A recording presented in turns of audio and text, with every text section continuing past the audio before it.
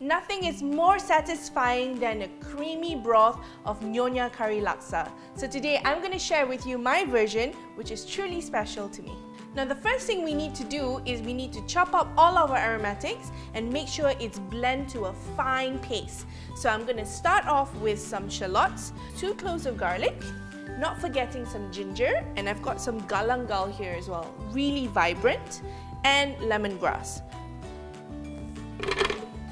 And before that, here I've got some dried prawns, so I'm just going to add in some hot water to it, just to help soften it up a little bit. I'm just going to put it all into my blender. So all you get to do now is just turn it on.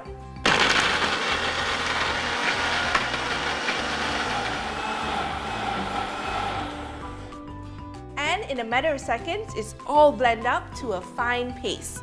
So in goes the oil. So I'm going to add in about 2 to 3 tablespoons of oil. So once that heats up, I'm going to add in my star anise and my cinnamon stick, some curry leaves. So in goes our aromatics. So that needs to cook down until it turns a slightly brown color and all the moisture has evaporated. So as you can see, it's starting to dry up really nicely. So what's next is definitely the curry powder, because it is a Nyonya curry laksa. So here I'm using a fish curry powder. So I'm adding 2 tablespoons of curry powder and I'm going to give that a good mix.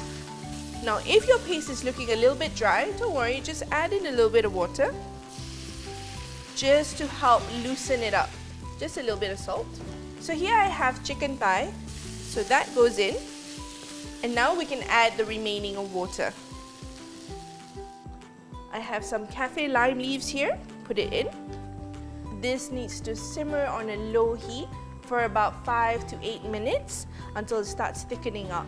So I'm just going to add in some fish cakes and some fish balls and all of my floating tofu. And here I have some prawns as well. And as you can see, the laksa is really thickening up very nicely. Last but not least, this is coconut milk. So about a cup of coconut milk goes in. Give it a good mix and let that simmer for a few minutes.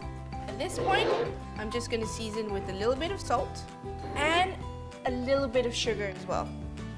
And for the secret ingredient, which is my grandmother's little secret ingredient that she puts in her laksa, it's a little bit of light soy sauce.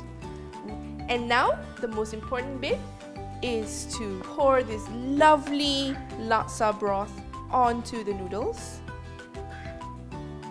So a squeeze of lime just for the added burst of flavor.